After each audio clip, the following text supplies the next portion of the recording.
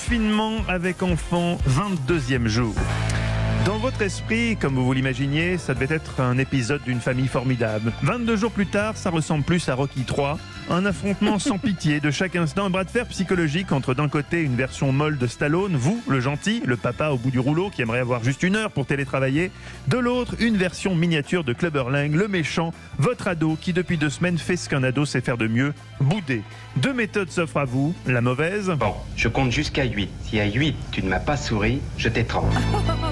Et la bonne, celle des Varrock, un bon écran, un bon programme, un bon pot de Knacky Balls, et c'est la paix assurée pour plus d'1 heure. Ai-je bien résumé votre philosophie? Non, mais c'est plus qu'1 heure parce que vous allez comprendre, vous allez être un homme heureux aussi, Mathieu. C'est un grand jour pour vous et pour tous ceux qui posent des cris d'excitation à l'écoute de ces premières notes.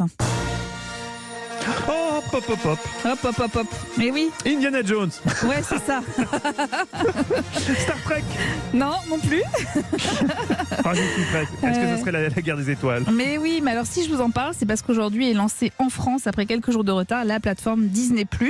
C'est comme Netflix ou Amazon Prime Video, hein. C'est encore une plateforme payante supplémentaire, mais qui est parfois déjà comprise dans certains abonnements Canal+, comme ceux d'entre vous qui ont un pack intégral Canal+. Vous avez aussi Disney+. Sinon, le prix de l'abonnement a été fixé à 6,99 € par mois ou 69,99 € par an pour 4 écrans. Voilà, ça c'est pour le prix. Mathieu, vous allez pouvoir revoir l'intégralité des Star Wars, les films et les séries. Les séries aussi et les films estampillés Marvel comme Avengers, Iron Man ou X-Men, mais aussi les franchises Disney et Pixar et tous les documentaires National Geographic. Autant vous dire que le catalogue est fourni. Et puis, c'est en cours de développement. Il y a aussi des séries en exclusivité comme The Mandalorian que j'ai commencé à regarder. On en parlera sans doute un peu plus tard parce que pour l'instant, je n'accroche pas du tout, mais parce que moi, j'accroche pas à l'univers Star Wars. Donc, c'est un peu compliqué pour moi. C'est un spin-off de Star Wars? C'est 5 ans avant l'épisode 6. C'est ce qui s'est passé 5 ans. Donc, vous voyez, bon, c'est la seule chose que j'ai retenue pour l'instant. Le premier épisode, non, je suis pas fan, hein, pardon, je le reconnais volontiers. Est-ce que c'est plus compliqué ou moins compliqué que l'épisode 1 de la nouvelle saison du Bureau des légendes? Mais pour moi, c'est plus compliqué Star Wars que le Bureau des légendes, excusez-moi, hein, mais bon, voilà. Ah oui, donc... Alors, en tout cas, le premier épisode de cette série, il est diffusé en clair ce soir sur Canal+ à 20h20, mais aussi sur C8 à 21h20 et à 22h40 sur C-Star, si vous voulez découvrir de quoi il s'agit. Ensuite, il y a une dizaine de longs métrages qui sont également attendus dans les prochains mois. Sachez qu'aux États-Unis, le lancement de Disney+ est un succès avec près de 30 millions d'abonnés déjà.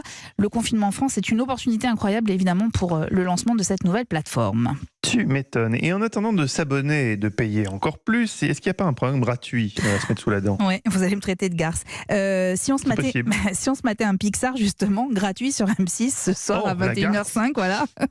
Un de mes préférés, si ce n'est mon préféré. Je vous donne un indice. Olivier Pouls, ça vous parle? Ça, c'est moi.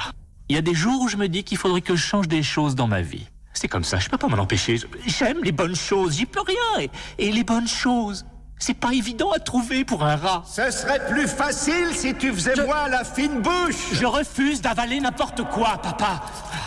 Vous avez reconnu Mathieu, j'imagine. C'est Ratatouille, évidemment que je l'ai reconnu. Voilà, c'est un rat nommé Rémi, il est fin gastronome, il est fan du grand chef Auguste Gusteau, inspiré de la vie de Bernard Loiseau. Et puis il va s'associer à un commis, Alfredo. Alors lui, il est totalement nul en cuisine. Et ensemble, ils vont préparer des plats d'exception dans un restaurant étoilé. Alors, le réalisateur Brad Bird a un seul dessin animé, réhabiliter l'image du rat, celle des roues aussi, honorer la gastronomie française, défoncer les critiques arrogants, rendu hommage au grand chef, le tout dans un pari sublimé. Comment ne pas craquer pour ce long métrage qui excite nos papilles tant les plats sont décrits avec perfection. Et puis il y a un petit côté burlesque, vous savez, ce rat qui guide le jeune cuisinier en lui tirant sur les cheveux, ça rappelle un peu les films de Chaplin. C'est un chef-d'œuvre pour moi, avec la voix de Christophe Ondelat, figurez-vous, dans celle du narrateur. Tendez bien l'oreille, vous allez le reconnaître. C'est Christophe qui fait la voix dans Ratatouille? Tout à fait. Une des voix, hein. La voix du narrateur, vous verrez, hein. C'est pas la voix de Rémi, c'est la voix du narrateur, et c'est à 21h05 sur M6, et c'est en clair et c'est gratuit. Et c'est gratuit, c'est ça qui fait du bien. Merci beaucoup, Eva, que je vous ferai un petit récap de la saga Star Wars pour pas que vous vous perdiez. Mon Dieu, parce que j'ai l'impression que vous êtes complètement à la ramasse sur Star Wars.